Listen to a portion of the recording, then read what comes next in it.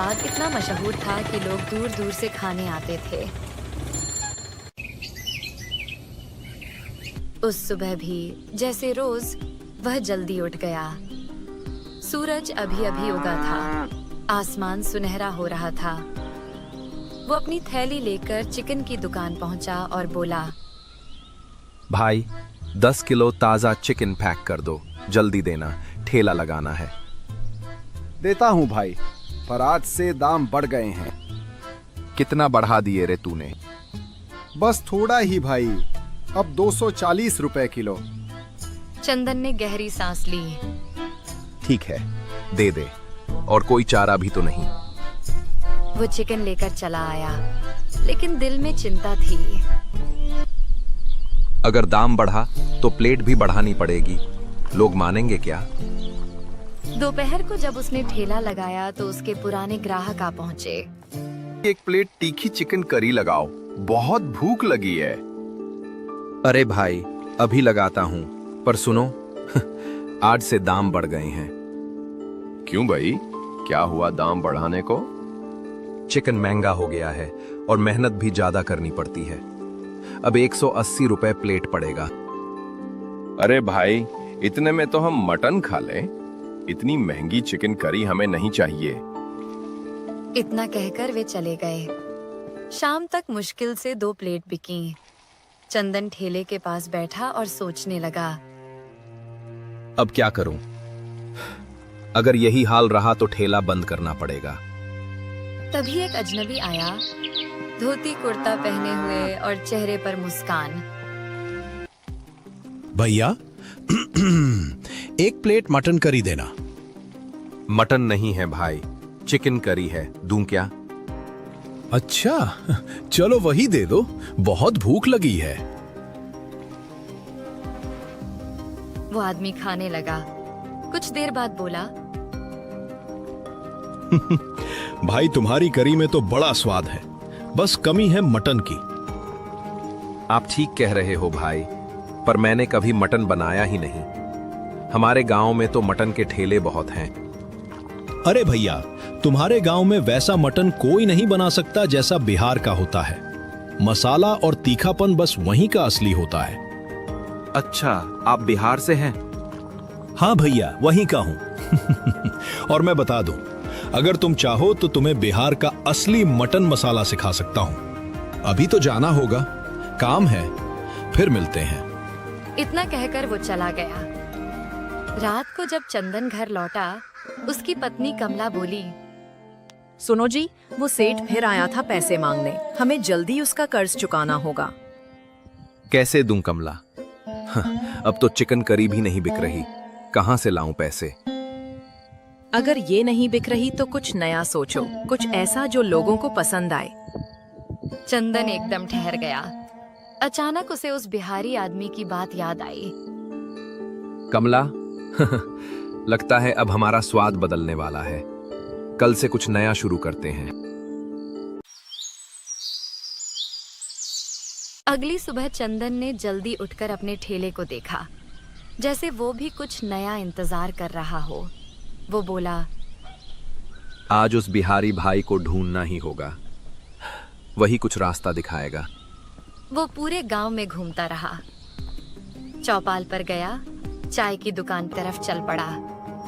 वहां एक मटन का ठेला था। मसालों की खुशबू हवा में तैर रही थी। वो पास गया तो देखा, वही बिहारी आदमी मजे से मटन खा रहा था। चंदन ने राहत की सांस ली और बोला, अरे बिहारी भाई, मैं तुम्हें पूरे गांव में ढूंढ रहा था और तुम यहाँ मटन खा रहे हो। अरे भाई, अब जा ही रहा था तुम्हारे गांव से, सोचा जाते जाते थोड़ा मटन खा लूं। भाई, आपने कहा था ना कि आप मुझे बिहारी मटन बनाना सिखाएंगे, वही सीखना है। उसमें कुछ बड़ा राज नहीं है भैया, जैसे तुम चिकन बनाते हो वैसे ही बनाओ। फर्क बस इतना कि उसमें खड़े मसाले, तेज पत्ता, लौंग, इलायची और प्याज थोड़ा ज्यादा डालना। और हाँ, मटन सरसों के तेल में ही पकाना। तब देखना स्वाद ऐसा कि लोग उंगलियां चाटेंगे। बस इतना ही? बस इतना ही भैया। दिल से बनाओगे तो स्वाद अपने आप आएगा। धन्यवाद भाई, कल से मेरा ठेला मटन करी वाला ठेला बनेगा। और दोनों अपने अपने रास्ते चल पड़े, एक नया स्वाद और नई उम्मीद लेकर। अगले दिन सुबह सुबह चंदन उत्साह से भरपूर उठ गया। सूरज की किरणें उसके आंगन में सुनहरी चमक बिखेर रही थीं। सुनिए जी, आज तो बहुत जल्दी उठ गए। आज नया दिन है कमला, और नया स्वाद भी। वो बाजार चला गया। प्याज, टमाटर, अदरक, लहसुन, गरम मसाला और सरसों का तेल खरीदा। दुकानदार ने पूछा, अरे चंदन भैया, आज तो बहुत सारा सामान ले रहे हो। क्या कुछ नया चल रहा है? बस भाई, अब चिकन नहीं, मटन चलेगा। देखना, पूरा गांव खुशबू से भर जाएगा। पहले दिन था, इसलिए उसने केवल 5 किलो मटन लिया। घर लौटकर उसने प्याज और टमाटर बारीक काटे, खड़े मसाले निकाले, तेज पत्ता, लौंग, दालचीनी और इलायची।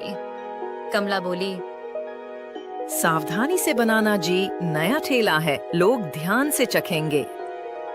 तुम बस देखती रहो, आज हमारा नसीब बदलेगा।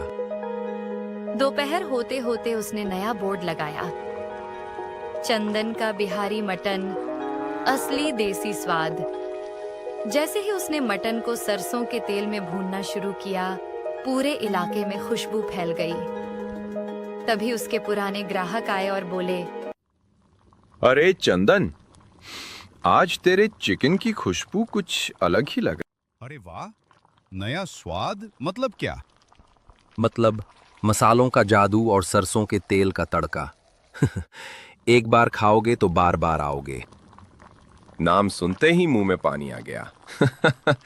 पर दाम क्या है भाई? मटन है मतलब महंगा होगा। ज्यादा नहीं, बस 280 रुपए प्लेट। भाई, खुशबू तो जबरदस्त है। अब चाहे जो भी दाम हो, 2 प्लेट लगा दे। चंदन ने प्लेटें सजाईं, गर्मा गर्म मटन करी, सादा चावल, साथ में कटी प्याज और नींबू। ग्राहक ने पहला निवाला मुंह में डाला और आंखें बंद कर लीं। अरे वाह चंदन, क्या ही मटन बनाया है तूने। मसालेदार, मुलायम और ऐसा रसदार कि दिल खुश हो गया। हाँ भाई, तेरे बिहारी मटन की तो बात ही कुछ और है। अब गांव के बाकी मटन वालों की छुट्टी। भीड़ बढ़ने लगी। सारा गांव चंदन के मटन की तारीफ में डूब गया। लेकिन उसी समय गली के कोने पर 3 पुराने मटन ठेले वाले एक दूसरे को देख रहे थे। देखा, अब तो सब इसके ठेले पर जा रहे हैं। अगर ऐसा चला तो हमारे ठेले बंद हो जाएंगे। कुछ तो करना पड़ेगा, इसका ठेला बंद कराना ही होगा। शाम को जब चंदन ने ठेला समेटा, उसकी आंखों में चमक थी। कमला ने पूछा, कैसा गया दिन? आज का दिन सबसे अच्छा था। बिहारी मटन ने कमाल कर दिया। लेकिन उसे क्या पता था कि अब उसकी असली परीक्षा शुरू होने वाली थी। अगले दिन सुबह चंदन पूरे जोश में था। कल के शानदार दिन की याद अभी भी उसके चेहरे पर मुस्कान बनकर झलक रही थी। वो गुनगुनाते हुए मटन भून रहा था। सरसों के तेल में मसालों की खुशबू फिर से पूरे चौराहे पर फैल रही थी। तभी उसके पास 3 पुराने मटन ठेले वालों में से 2 आए। अरे चंदन भाई, जरा इधर तो आना, 2 मिनट बात करनी थी। कहो भाई, क्या बात है? कुछ नहीं, बस तुम्हारा मटन तो पूरे गांव को दीवाना कर गया है। अब हमारे ठेले पर कोई नहीं आता। सोचा हमें ही अपने पास काम पर रख लो। अरे भाई, मेरा ठेला इतना बड़ा कहां कि किसी को नौकरी दूं। मैं तो खुद ही मुश्किल से संभालता हूं। दोनों ने बनावटी मुस्कान दी और बोले, ठीक है चंदन, जैसा ठीक समझो, हम चलते हैं। इतना कहकर वो दोनों धीरे धीरे आगे बढ़ गए। चंदन को क्या पता, उसी वक्त तीसरा ठेले वाला पीछे से आकर उसके भगोने में एक छिपकली डाल गया और चुपचाप भीड़ में गायब हो गया। कुछ देर बाद गांव के मुखिया और उनका एक साथी वहां पहुंचे। अरे चंदन, तेरे मटन की बहुत चर्चा सुनी है। आज हम भी चखेंगे तेरी मशहूर बिहारी करी। जी मुखिया जी। आज आपको ऐसा स्वाद मिलेगा कि याद रह जाएगा। उसने झटपट गर्मागर्म मटन चावल के साथ परोसा और सामने रख दिया। मुखिया ने पहला कौर लिया, मुस्कुराए, लेकिन जैसे ही दूसरा निवाला उठाया, उनकी थाली में कुछ गिरा। अरे ये क्या, छिपकली? मुखिया चीख पड़े। थाली जमीन पर गिर गई। चंदन, तू गांव वालों को ऐसी गंदी करी खिलाता है, शर्म नहीं आती? आज से तू इस गांव में ठेला नहीं लगाएगा। चंदन के पैरों तले जमीन खिसक गई।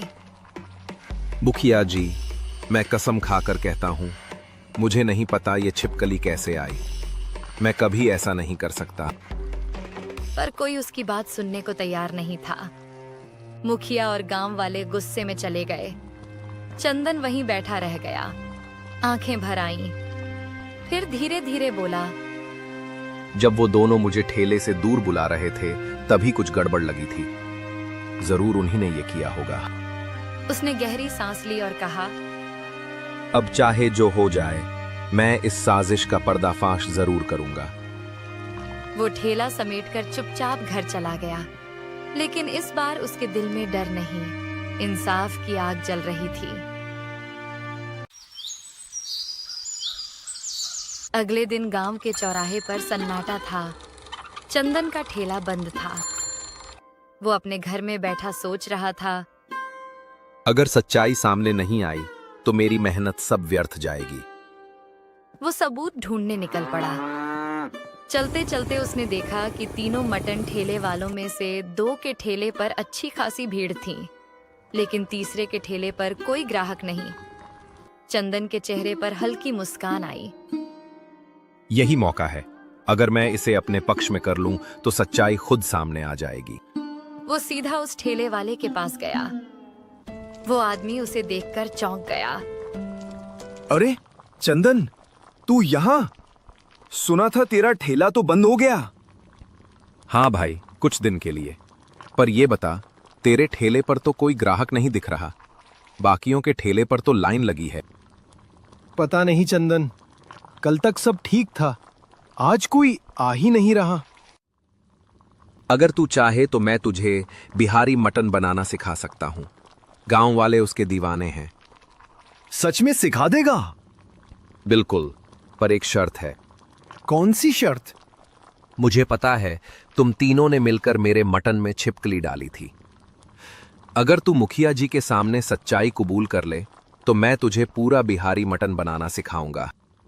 वो सोच में पड़ गया। वैसे भी मेरा ठेला अब चल नहीं रहा। अगर सच्चाई बोल दूं तो मुझे नया स्वाद भी सीखने मिलेगा। ठीक है चंदन, चलो मुखिया जी के पास चलते हैं। दोनों सीधे मुखिया के घर पहुंचे। वो ठेले वाला बोला, मुखिया जी, चंदन बेगुनाह है। हमने ही मिलकर उसकी करी में छिपकली डाली थी। गलती हमारी थी। क्या तुम तीनों ने एक निर्दोष को फंसाया? ये बहुत बड़ी गलती है। आज से तुम तीनों गांव में ठेला नहीं लगाओगे। फिर उन्होंने चंदन की तरफ देखा और मुस्कुराकर कहा, और चंदन, आज से तू ही गांव का अकेला मटन वाला होगा। तेरा ठेला ही असली ठेला कहलाएगा। धन्यवाद मुखिया जी, आज मेरा विश्वास जीत गया। अगले ही दिन चंदन ने फिर से अपना ठेला लगाया।